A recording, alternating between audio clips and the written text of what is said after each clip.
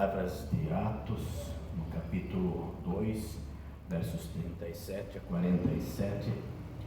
Quando ouviram isso, todos ficaram muito aflitos e perguntaram a Pedro e aos outros apóstolos: Irmãos, o que devemos fazer? Pedro respondeu: Arrependam-se e cada um de vocês seja batizado em nome de Jesus Cristo, para que os seus pecados sejam perdoados, e vocês receberão de Deus o Espírito Santo. Pois essa promessa é para vocês, para os seus filhos e para todos os que estão longe, isto é, para todos aqueles que o Senhor Deus chamar. Pedro continuou a dar o seu testemunho e com muitas outras explicações procurou convencê-los, dizendo: Saiam do meio dessa gente má e salvem-se. Muitos acreditaram na mensagem de Pedro e foram batizados. Naquele dia, quase 3.000 se juntaram ao grupo dos seguidores de Jesus. E todos continuavam firmes, seguindo os ensinamentos dos apóstolos, vivendo em amor cristão, partindo o pão juntos e fazendo orações. Os apóstolos faziam muitos milagres e maravilhas, e por isso todas as pessoas estavam cheias de temor. Todos os que criam estavam juntos e unidos e repartiam uns com os outros o que tinham. Vendiam as suas propriedades e outras coisas e dividiam o dinheiro com todos, de acordo com a necessidade de cada um. Todos os dias, unidos, se reuniam no pátio do templo e nas suas casas partiam o pão e participavam das refeições com alegria e humildade. Louvavam a Deus por tudo e eram estimados por todos. E cada dia o Senhor juntava ao grupo as pessoas que iam sendo salvas. Atos, no capítulo 1, versos 7 e 8, um pouco antes do nosso texto, nós lemos: Não vos compete conhecer tempos ou épocas que o Pai reservou para sua exclusiva autoridade, mas recebereis poder ao descer sobre vós o Espírito Santo, e sereis minhas testemunhas, tanto em Jerusalém, como também em toda a Judéia, Samaria e os confins da terra. Hoje, domingo de Pentecostes, a descida do Espírito Santo. Mas o que é o Espírito Santo? Certo pai, com muito sacrifício, conseguiu comprar um carro para poder sair com a família. Passados alguns dias, o seu filho de 5 anos de idade também queria um carro. O pai foi até a loja e então o colocou sentado dentro de um carro grande, mas era um carro de brinquedo, um carro bem caro. O menino ficou todo alegre, sentou-se dentro do carro e começou a mexer aqui e ali. Ele girava as rodas, ele apertava nos botões, tinha uma certa musiquinha para entreter, mas depois de algum tempo, vendo que o carro não andava, o filho então disse para o pai, decepcionado: Esse carro não anda, ele não tem motor, eu quero um carro de verdade. O Espírito Santo é o motor da nossa vida. Ele nos dá a vida, nos faz nascer de novo e nos dá poder para nós testemunhar. E foi por isso que Jesus, antes de subir ao céu, ele prometeu o Espírito Santo aos seus seguidores, porque ele lhes daria poder para testemunhar, para falar sobre as coisas que eles sentiam. E é isso que nós queremos falar nessa nossa mensagem, o poder do Espírito Santo. E a gente sabe que Jesus, depois de permanecer 33 anos junto com os seus discípulos, ele decide voltar aos céus. Porém, antes dele voltar aos céus, ele dá uma ordem aos discípulos e ele diz: Vão a todos os povos do mundo e façam com que sejam meus seguidores, batizando esses seguidores. Pregar o Evangelho, falar, testemunhar, agir, ser um motor. E ele disse: Quem crer e for batizado será salvo, quem não crer será condenado. E os discípulos, o que é que eles fazem depois dessa ordem? Eles vão e anunciam o evangelho aos outros? Não, eles fazem justamente o contrário. Logo depois da subida de Jesus ao céu, da ascensão e do iminente mandamento de Jesus de pregar a palavra, os discípulos, eles se trancam atrás de portas com medo dos inimigos, com medo do mundo. Outros voltam para o seu trabalho como se nada tivesse acontecido, e eles são como um carro sem motor. Qual é o problema deles? Será que eles não entenderam a ordem de Jesus? O problema deles é que eles não tinham força, eles não tinham vontade para testemunhar, para falar. E a bem da verdade, eles nem haviam entendido direito a morte de Jesus. Esperavam a hora em que Jesus os libertasse do jugo do Império Romano. Por isso eles perguntam a Jesus: Senhor, será esse o tempo em que restaures o reino de Israel?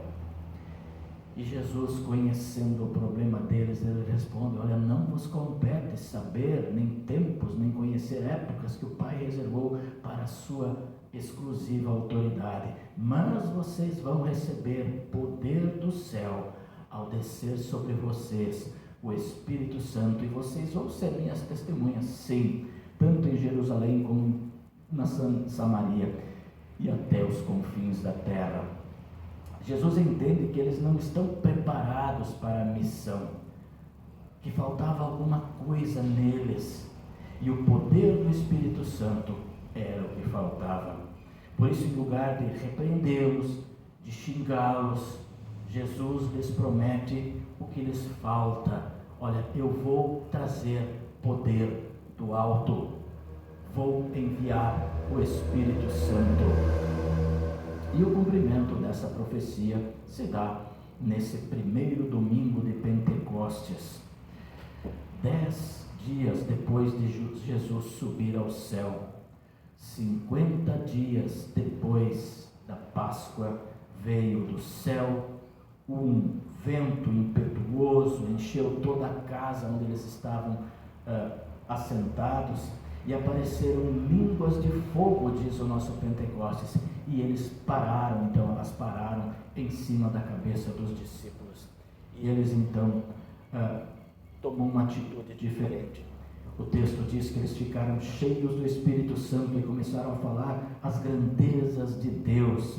E até mesmo Pedro, que na morte de Jesus teve medo de confessar, nesse momento Pedro se torna um grande falador, um grande locutor, um grande pregador. Agora ele confessa e ele chama as multidões, ele toma a dianteira, ele fala a respeito de Jesus para todos.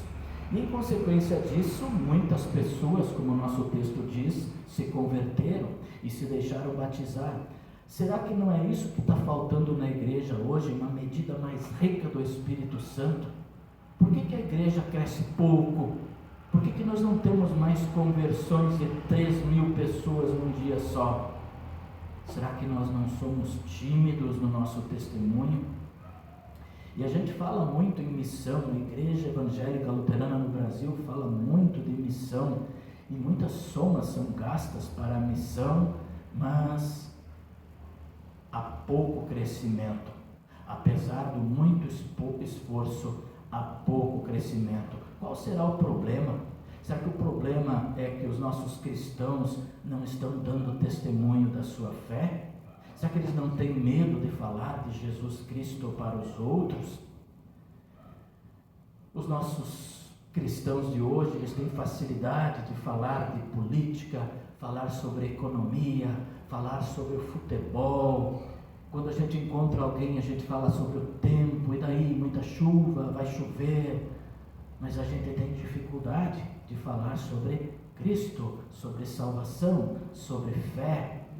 E os discípulos, antes de Pentecostes, eles tinham medo de falar de Jesus, mas depois de Pentecostes, se encheram de coragem e saíram pelo mundo a pregar o Evangelho. E quando eles foram presos e ameaçados de morte, por falarem, eles disseram: olha, nós não podemos deixar de falar das coisas que nós vimos e das coisas que nós ouvimos.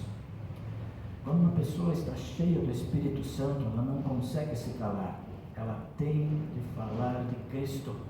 E a Bíblia diz que quando alguém está cheio do Espírito Santo, ela é como uma nascente de água que vai simplesmente jorrando, como faz uma vertente. Se você fechar a vertente ali, ela vai estourar e vai minar e vai vazar no outro lugar. Precisa sair. E justamente Jesus disse isso: quem crê em mim, do seu interior jorrarão rios de água viva. Isso está lá em João, no capítulo 7.